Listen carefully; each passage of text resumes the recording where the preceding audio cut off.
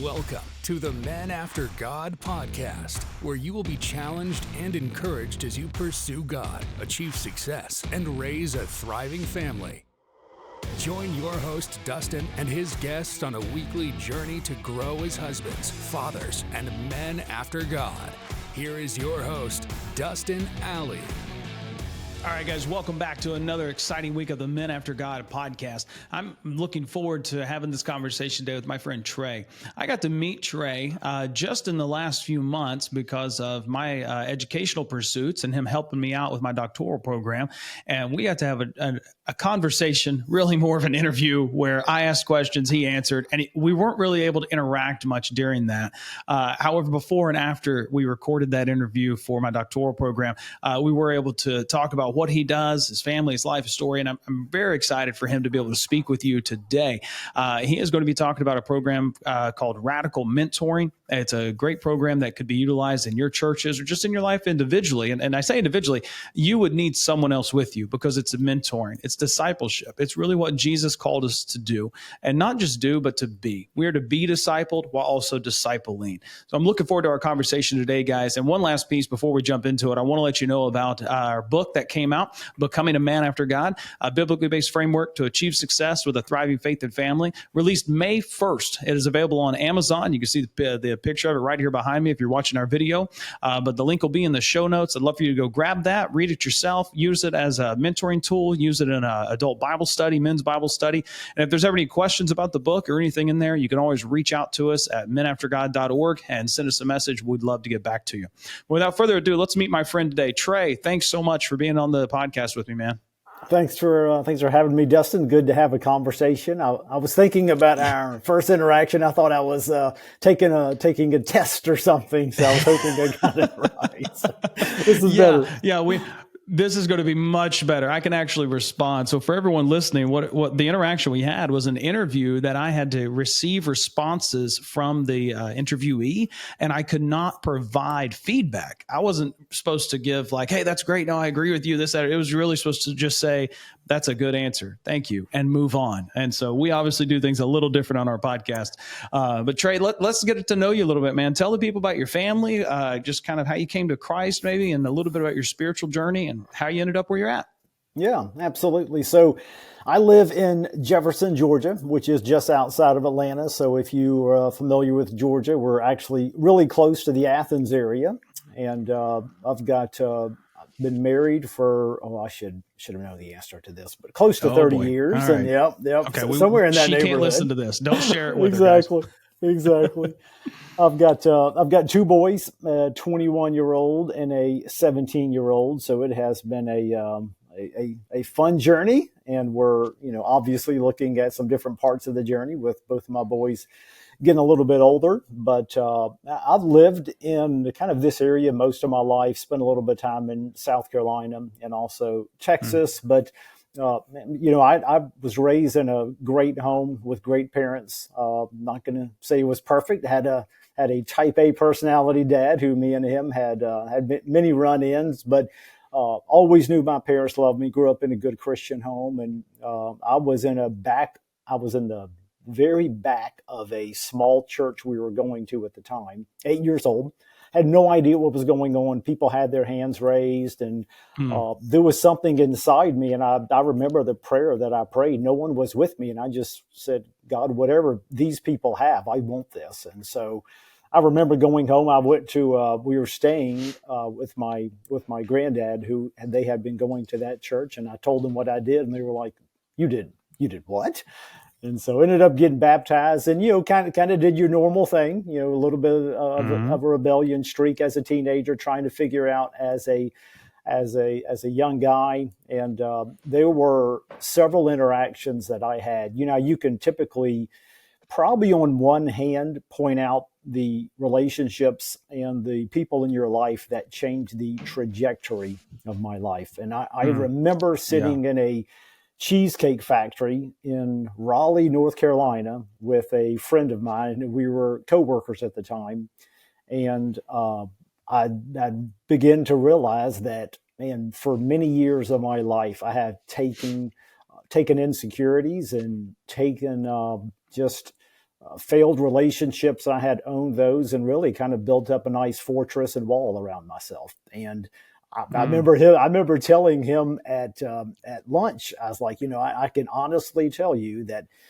not even my spouse, I'm like, I don't think I've let anyone truly know me. I've never been known in my life. And it was a stinging statement to make, but he was a relationship in my life who, to give you some background on him, I remember in a company meeting once he came in and we had kind of a Monday morning devotional thing. And I worked with John Maxwell for many years. And so it was kind of a Monday morning devotional, and he came in dressed in a pair of pajamas. He was leading the meeting, and we were like, what's going on here? And, Noted. And then he eventually would just bare his soul.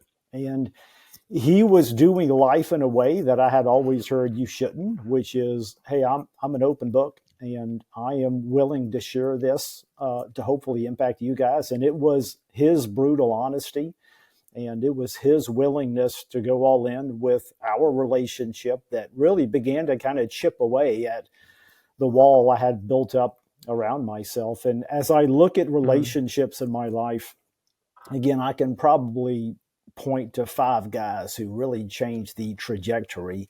And 4 of those men, I did not know it at the time, were mentored by Reggie Campbell. And I began to watch how some of these guys were making decisions in their life. And I knew they were busy guys. I knew they were successful guys. And it was remarkable to me to watch how they lived, watch the transparency that they lived. And I had no idea what they were going through. And even a good friend at the time, I actually did know that he was being mentored by Reggie. And I saw a complete seismic shift in his life in a matter of 12 months. And it began a journey for me that I didn't really know that I was on. Looking back on it, it all made sense. And it eventually would lead to me meeting Reggie and me meeting Kevin Harris, who at the time was our president at Radical Mentoring. And the funny thing is, I wasn't looking for a job. I wasn't looking for anything. I was very happy with where I was. And just, I was actually introduced to them. And in fact, my mentor, one of my big mentors in my life, he was in the same group with Kevin, who had been mentored by Reggie back in the day. And I remember having lunch with Kevin and having lunch with Reggie. And I came home and told my wife, she's like, what do you think? And I'm like, I don't have any reason to do this. Like, I'm not looking for this. I'm like, but something tells me deep in my soul, this is what I'm supposed to be doing. And I said, I just feel like my soul is leaping inside of me. And so it really at the time made no sense, but we both felt like it was something that I had to do. And it has been not only a journey for me to be able to be a part of something that I can clearly see is changing the lives of others, but that I can clearly see I am part of that change as well. And so to be able to watch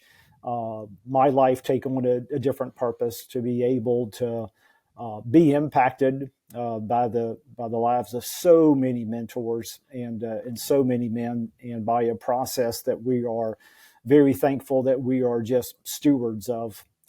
To me, it truly has been an incredible journey. So when I look back, this probably all started for me probably in the 2007, 2008 range, where, again, thought I was living the way God wanted me to, and really began kind of chipping away at that wall and trying to remove that mask. And so it's been one of those just incredible journeys in my life the last 15 years to be able to look and see what God has done in these opportunities. So.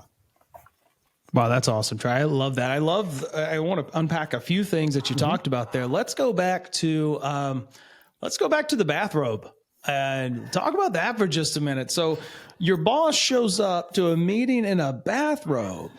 What was that like? I mean, how was that received? What was that like? Because I mean, I hear you saying, he's living as an open book and things like nature. Was that part of an illustration? Was that him just saying, guys, I'm tired today and I didn't want to put on clothes? Or what was that? Yeah, it was. Did the bathrobe have rubber duckies on it? That's kind of the question in all of our minds, Yeah. Yeah, that's a great question. So, I remember once getting in a car with him. It was me and a good friend of mine. And when we got in the car, we were headed to lunch. And what was fascinating about that is I got in the car, and the guy who I hopped in and who he was in his PJs that morning, one of the guys, when my friend said, "Hey, how you doing?" And he said, not great. Like, I'm tempted to do this today and I'm just trying to resist. And I was like, that's the kind of stuff you hide, man. That's the kind of stuff that you don't tell others. We don't talk about that. Yeah, just keep that buried, keep that hidden. And that was my first reaction. And then over interactions with him, one of the things that I would learn from him, and it kind of goes back to this company meeting with him, but by airing something out, man, is something about taking the power away from something when you air something out. And I remember in this meeting, he said, I don't know, like, we were doing a Monday morning devotional, and I remember walking in and he's sitting in the front of the room in pajamas. And he said, I don't know who this will help today. I don't know who this will impact today. He said, but I feel the need for you guys to know me. And I feel the need to share my authentic story. And he said, some of you might think less of me at the end of the day for doing it. He said, but I feel like somebody needs to hear it. And so it was the first time in my life. Now, you can argue, was this the right environment? But all I know was that it was the first time in my life that I had witnessed someone living so authentically that they didn't really care. They didn't care what you thought. They just felt the need to be able to say, hey, I feel like in this atmosphere, I need to be known. And I feel like in this atmosphere, someone needs to hear this. And it was the first time that I really understood what a unique gift that your story is. And I think for most of my life, I thought, well, I've got this kind of testimony where I've lived in the church and I kind of strayed and kind of did this, but I'm like, that's not a value. And I remember there was another young man who had joined our organization. He was only there for like a year and a half. And he had been through some stuff. And I remember he was at the end of his time with us, and, things didn't work out and he was being asked to go. And I remember him sitting in my office, and he told me about 15 minutes of his story, and I could look in the mirror and know that this was me about 15 years younger. And I remember telling him things in our time together that I can't explain why. There are things that I would never have shared with anybody else, and I just felt compelled to share it. And he's just tears coming down his face. And I remember him saying, now I know why I came here. I spent a year and a half here just to hear you share that. And he said, that was one of the first times in my life that I realized the treasure you have in your story. And, and I think we find a lot of guys, as we talk about mentoring, we find a lot of guys who are just like that they discount their story. They don't think it's important. They don't feel the need to share it. And they have no idea the gift that they're hoarding from somebody else. Because, this, the value of knowing you're not alone, man, there's something amazing that happens there. And you're talking about bringing a wall down for someone who would never share their story to all of a sudden you watch a guy sit in front of you. And it was not anything I said. It was just me sharing my story authentically with a guy who was in a vulnerable moment who really needed to hear it. So, you talked about how guys underestimate their stories. I definitely believe that. Who's gonna listen to me? Who am I? How am I gonna help? What's all this? The other piece, and that you've alluded to already, you built this wall up around yourself. Like vulnerability and accountability are two things that we don't really go after or like. And a lot of it's because of the perception we believe people are going to have and we don't want to deal with and things like that. Talk about that for a minute, of coming into that place of being comfortable in the vulnerability. And I'd love to hear it, how, and you kind of said it some, but if there's anything else you could explain about how seeing someone else do that helped you to be able to open up in that way. Because as I'm sure with radical mentoring, and I know with Men After God and what I'm putting together for my program, is that authenticity, that vulnerability, that's just a requirement for life and doing life together. And so like, just talk about those things for just a moment. Yeah, and I think that was the thing that I realized sitting in the Cheesecake Factory that day, was that it's trying to diagnose, okay, why is it that I have no real close relationships? I mean, I've been married for, I guess, 10 plus years at the time, and I could look at kind of kind of a roommate relationship with my wife, which I was pretty embarrassed about. And I could look at the rest of my family and the rest of my so-called friends who didn't know me, and I'm just thinking, man, there's got to be something more. And reality is, and I think it was also, I had just finished, I think it was the book by the True Face guys, and I think this book was actually called True Face. I think they've renamed it since then, but it talked about the idea of wearing a mask. And the problem with wearing a mask is no one can really love you. The only opportunity you're giving them to love is your mask. And the most humorous part of that is that you're wearing a mask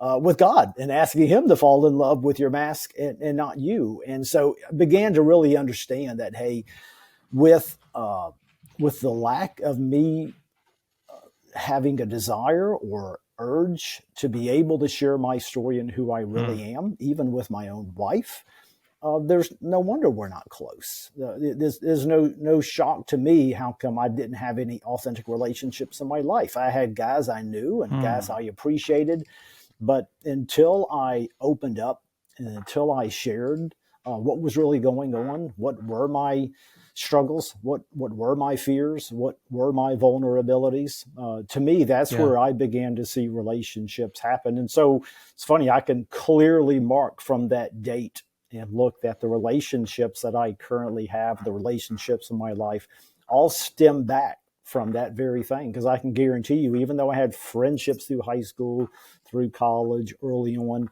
there's not a single relationship that stuck.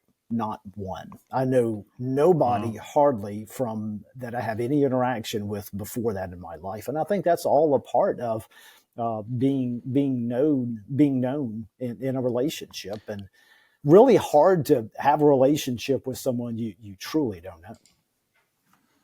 Yeah. I took a minute while you were talking there. I was trying to look up on here, see if I could find that True Face. I wanted to find the actual title of it. I couldn't find it. And so I'll have to get our team on researching that, because I want to provide that for our guys in our show notes. But let's talk for just a minute about being known and not wearing that mask. And you just said it, you don't have relationships with a lot of people before that time, and now you do. What was different for you? What is it? You say we're talking to a bunch of guys that are listening to this right now, and they're probably wearing a mask of some sorts. This type of vulnerability and openness that you're describing is not something that I encounter on a regular basis, right? Like, I don't think every guy is walking around with this. What are some things you've noticed that were different about yourself, and either the way you carried yourself, the way you interacted with others? Just get real practical for me before you had this revelation, and then now living in this more authentic state. Yeah, that's a good question. And to help give some even hesitation for guys who are like, oh man, here's what I don't go do. I don't go share my story with everybody. I feel like there are you don't walk around with like a t-shirt of like scan the QR code to get my life story, You don't just tell everybody that. Okay. All right. Shockingly not. But I will say what, I think one thing that happened for me was just seeing a little bit of momentum. And I remember the very first time I shared something, and it was just like I was mentioning with my coworker who came into my office. It was kind of an aha moment of, wow, well, that was interesting. I didn't turn the page, and I wasn't, oh my goodness, let me go see who else I can share it with. But it provided me, and I began to pray for opportunities, be like, God, that I can do. I have limitations on what I feel like I'm called to do.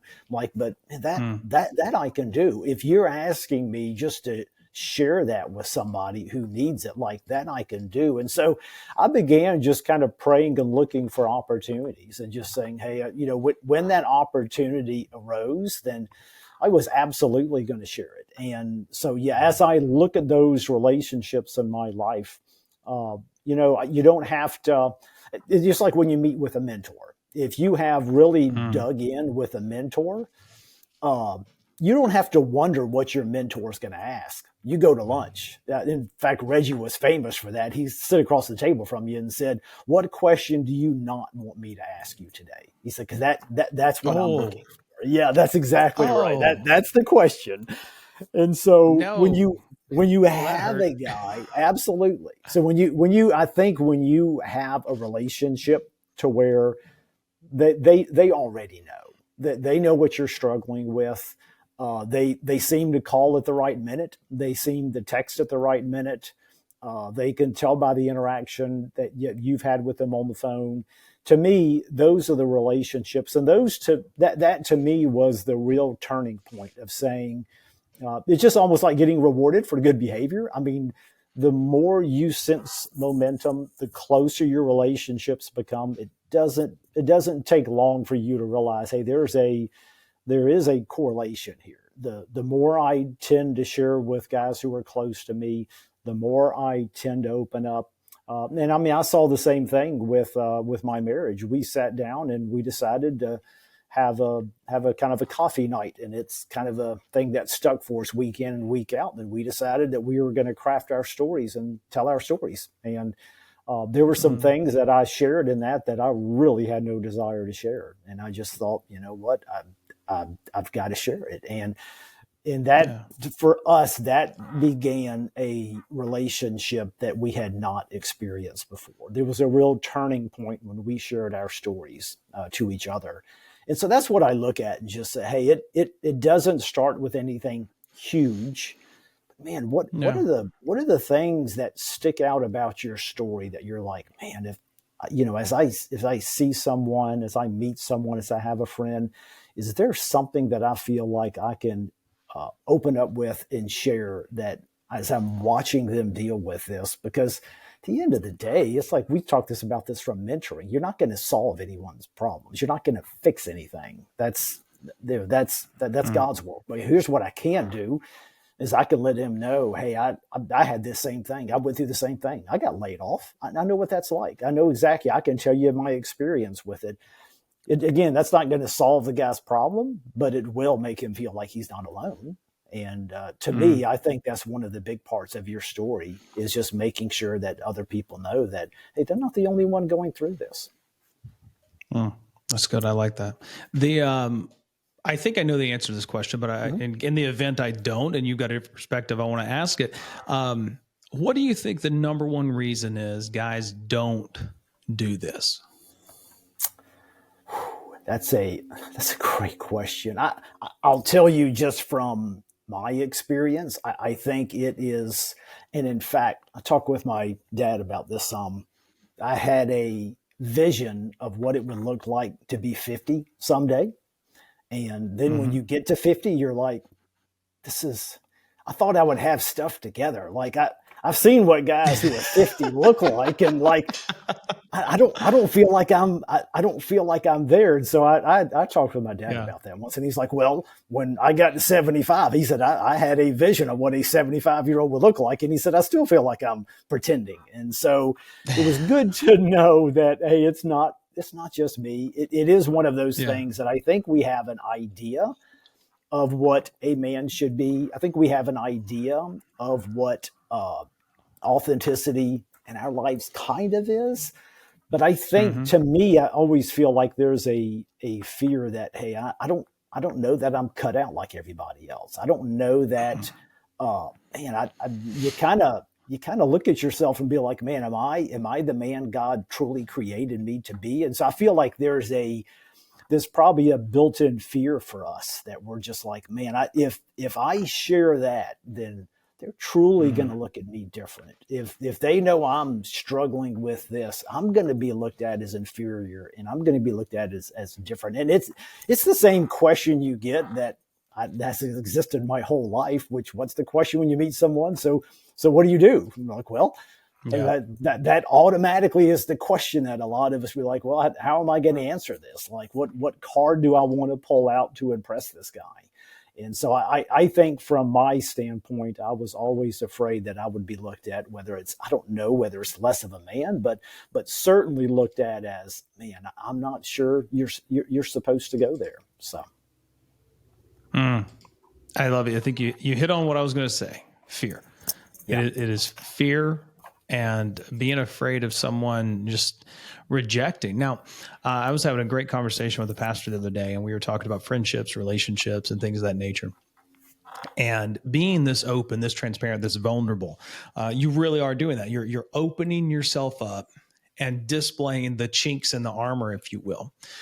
And in doing so, I'm sure, and Trey, maybe you've encountered this, maybe you haven't. You're going to, well, you've already said you encountered some amazing friendships, some close men and people in your lives that are they're your brothers. Like, that's great. Have you encountered the opposite, to where you were developing this relationship where you opened up and showed vulnerability, but then I'm going to use the phrase, you got burned or you got hurt because of it? Has that happened to you? Yeah, I would say it probably has. Yeah, it'll definitely leave a mark on you. I can guarantee. I don't. It hasn't happened a lot, but I look at that kind of with the same vision that I probably had in my life, which was, I don't know that I can.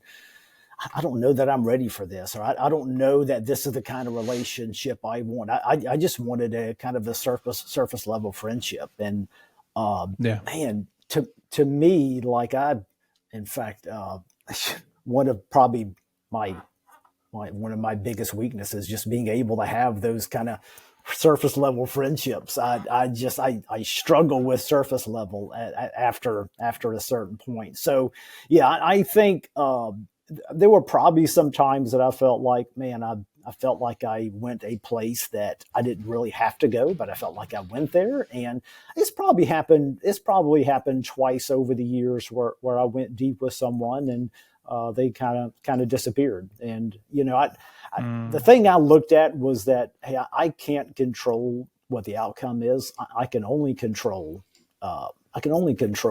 what I'm willing to put into it. And I remember there was an opportunity. I had been praying for these opportunities, and I remember, and this is why I'm willing to share it now, is that I remember I was praying for these opportunities to share. Like, God, I want an opportunity to share. And I remember I had stopped at a coffee shop, was interacting with somebody, and I just wasn't paying attention. I was in a hurry. I just wasn't thinking about it. And I had a golden opportunity, and I remember driving away, and I'm always careful to say, I heard God say, because I may not have, but I could feel something in my spirit say, hey, you've been praying for an opportunity, right? Because that was it. And I remember driving away from that thinking, oh my word, I've been praying for it, and I'm so consumed with what my next was, what else I wanted to say, where else I needed to go, where I didn't pause in the moment and say, hey, I just feel compelled to share a little something about myself here. And so I think it was that opportunity that I always remember. Just like you hear, Tom Brady to this day probably talks about the Super Bowls that got away. I think it's those moments where you have been praying for something and an opportunity presents itself, and it's like, man, I hate to drive away from those opportunities because I feel like that could have been me, what if I'm sitting at the Cheesecake Factory that day and my buddy is like, I don't think I'm going to lean in on this. I could be in a whole lot different situation in my life. And so that's where it's interesting that you asked that, because it's probably something I don't think about as much anymore, just because of, when you pray for an opportunity, I feel like God's going to provide this opportunity. Just take it. Just jump in. Absolutely. So I've got two questions. I'm going to ask them both. Just answer one at a time. Answer them both. Okay. It's whatever. They're a little different, but I want to make sure we get to these within the next 10 minutes. All right. The first question, as I mentioned, getting burned, getting hurt. A lot of guys, especially if this happens early on in a man's journey of authenticity and vulnerability, what advice or counsel would you give him if he's done that? And then there's the feeling he gets hurt. And then I would assume one of the immediate reactions is going to be, okay, well, tried it, didn't work. I'm done. Back to my walled little castle or whatever, right? What advice would you give him to continue on that journey? And then the second thing, as a person who is this open, is this vulnerable, as you've went through this journey and you want to help other men, you know as well as I do, you can't lead someone until they're willing to be led. And how do you handle an interaction and a relationship with a man that they're not there yet? They're not ready to open up. And, you talked about even you opening up, it may not. But how could a person who's been through this journey be able to help that man go from where he is to a place of just take the next step of just really opening up at all, and then eventually where it is? So two questions there. I know they're different, but I wanted to make sure I asked them. Yeah, that's a great question. I would say part of that is a tough answer. And the reality is that the only way in my mind that something like that happens is if whoever the leader is, whoever the mentor is to go first. And we do that in radical mentoring. That is the very first time the guys get together. Guess what happens? The mentor shares his story. It's the first thing that happens because it is going to set the watermark. There's no doubt. And typically, I would say with whatever level of authenticity and transparency you go, it's typically going to be followed. It's not to say it's not going to happen, but that is the typical way. And we know this from just human interaction.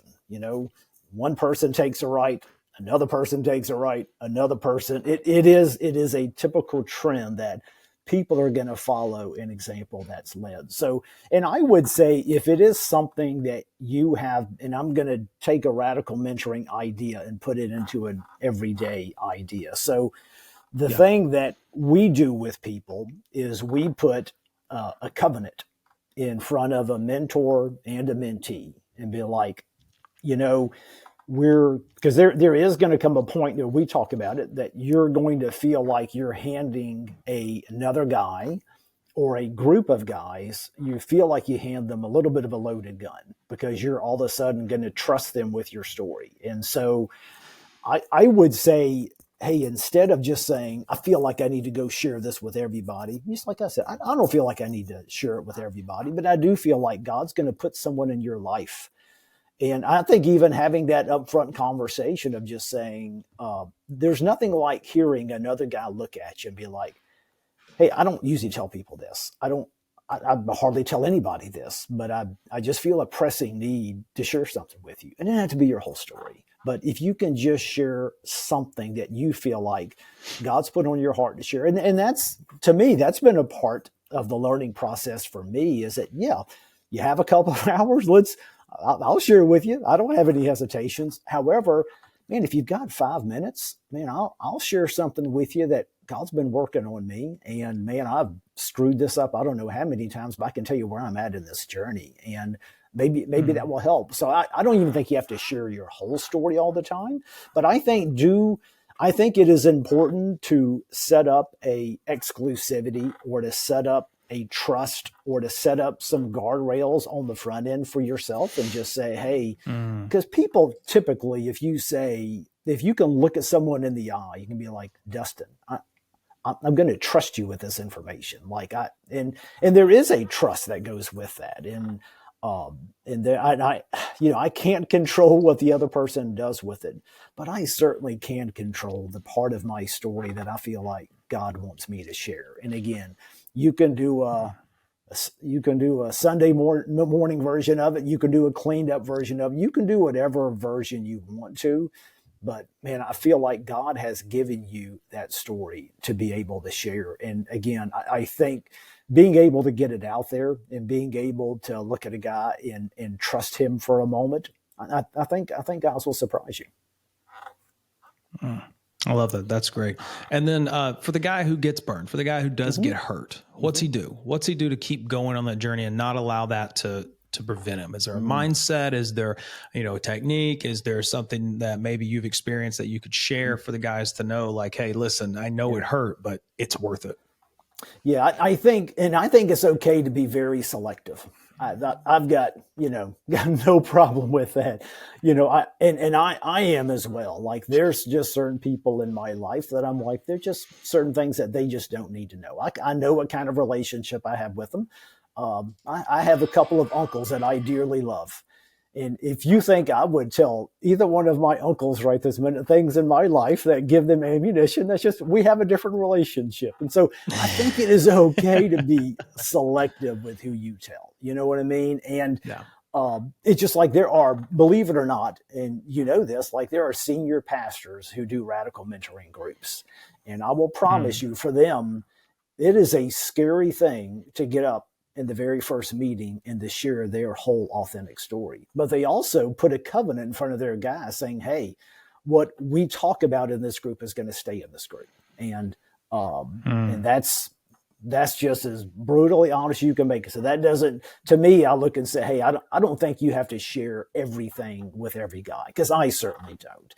But I do think when those opportunities have an opening, man, I think it's worth it to be able to share at least something. And so that's where I think it's, yes, continue to be selective. And maybe it's a close family member, maybe it's a very close friend, maybe it's your wife, but being able to share something that's a little bit outside of your comfort zone, man, I can promise you that the more known you are in that relationship, the more that's going to change the depth of that relationship. And to me, that's what I've seen over time. I think it's when you go there with some guys and you have that relationship, you kind of forget about the ones that got away. You kind of forget about the ones that you got burned on, because you're like, you know what, I've got enough depth and I have enough around me to where, man, some of those others, it's okay. I get it,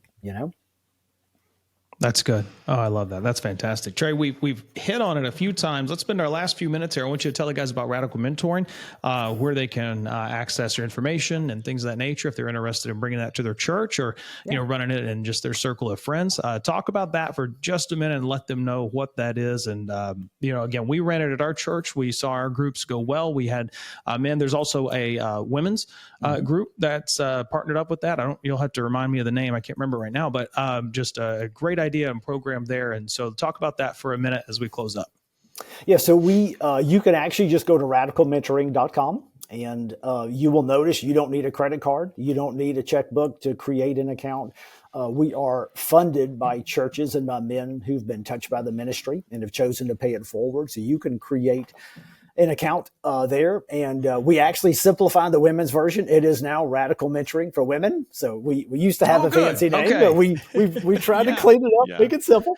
Make it simple. There you go. But someone told me one time, when it comes to branding, you want a branded house, not a house of brands. That's exactly right. Exactly. But really, our heart and our desire is that, hey, we have seen what living in community does. We've seen what being known and needed in a group does. And we know that there is a pattern that you can follow to really help provide depth to your mentoring relationships. And so I would say, hey, if you have an opportunity to kind of bring together an older guy or two with some younger guys and build an incredible relationship and authentic community that is going to change lives for good, I promise you, this is an opportunity that the reason we give it away is because we want to remove every obstacle for a church or a mentor to get started. So it really is, it's not a curriculum. It's a process that we provide that gives a mentor a framework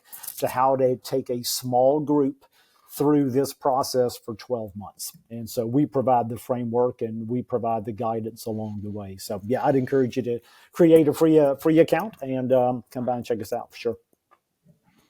Yeah, it's definitely great, guys. And especially if you're a church, that it doesn't, so our church size is about 170 or so. And we're at that size, there's not always a number of people who can create curriculum or put things together and format stuff and all this. And I love how you've got it it's all right there. You could download it, print it out, use it. It's all right there. The framework, the questions. I mean, guys, you could literally, it would be boring. Don't do this, but you could literally sit down and just read what's on the paper and have a group. Not the full intentions of it, but it provides you everything. You really don't even have to think. You just got to look at it. But no, it's a great program. And so Trey, man, listen, I didn't know everywhere this conversation was going to go today, but I'm so grateful for where it went, because this is such an important topic in the lives of men as we are seeking to become men after God and be known by others. So I'm so glad you shared that with us. And we really didn't get into like a lot of your story that I'm sure you could have shared and brought out. But if anybody wants to get in touch with Radical Mentoring, it's radicalmentoring.com. Right? You got it. Absolutely. Yeah. Great. Awesome. And reach out there if you have questions. I know they'll answer them. And Trey was very accessible to me, especially when I had questions about my doctorate. And so it was great to connect with him. Trey, thank you so much for today, man. I'm looking forward to getting this out there to the guys. Let's see. Closing thoughts. You got anything you'd give to a guy 33 years old, got some kids, wife, and just kind of really starting this journey? I mean, maybe you talked about the relationship with the spouse there a bit. Anything you'd give to him to just begin the journey of opening up? Yeah, I would say just don't do it alone. I know, especially at that age, how busy you can be. You got activities, you have kids, you got school, and it feels like you don't have opportunity for something else in your life. But I promise you, find an opportunity to not go it alone, because that's what I did for most of that time. And I would say, whether it's in a group like Radical Mentoring or whether it is just with another guy, I promise you, going it alone was the worst mistake I made for many years. And I could use the same excuse that all of those guys have, which is, man, I've got a lot going on. And I did. However, man, it's worth it to carve a little time out to make sure you're not on that journey alone, for sure. Awesome. I love it. I love it. I love it. All right, Trey, thank you so much, my friend. Guys, Thanks, you've Dustin. been blessed today with some amazing quality content. And I hope that you'll take that and use it. Start opening up some friends, create authentic relationships there. Share with a buddy or two and say, hey, man, we need to talk, and go sit down. Maybe you need to share with your wife because you've realized you need to open up and you want to talk to her about it. And you want to have one of those coffee nights where you just have an open conversation.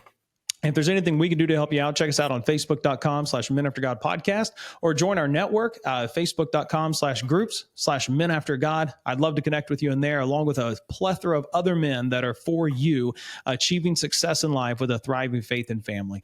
We're excited about what God's doing in our network. We're excited for men like Trey and others that are getting connected to it, and to be resources available to help you as you seek to follow Jesus as you've been called to do. I hope you have a great day, and we'll talk to you next week. Thank you for listening to the Men After God podcast. Make sure you subscribe so you don't miss any future episodes, and keep up with the show by following us at facebook.com/Men After God. You can also reach out to Dustin personally at dustin@seekconsulting.us with any questions or for coaching on being a man after God. Until next time.